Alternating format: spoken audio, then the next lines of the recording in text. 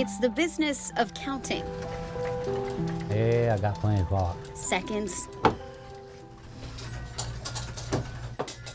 Minutes. I can start on wall clocks and cuckoos. And hours. Every day surrounded by the sounds of time.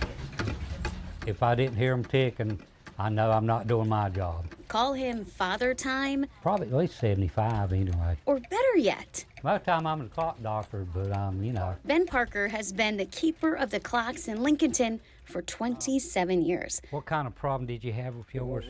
Though not everyone has noticed, I've been here all these years now, but it just didn't dawn on them. it's a trade he learned from the previous shop owner. It's a challenge every time you go in a clock. You kind of feel like you're learning something every time you get in one. You may find something different.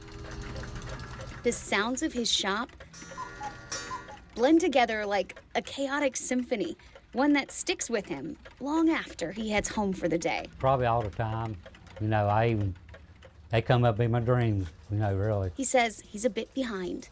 There aren't many clockmakers anymore, and there's a lot of work to do. I'm really wanting to try to get somebody that would be interested in taking over. And while time may feel endless, that's not the case. Time just got away from you. The seconds and the minutes are the same. Like doing what you're doing, you never worked a day in your life. Yeah. But how they are spent is what matters.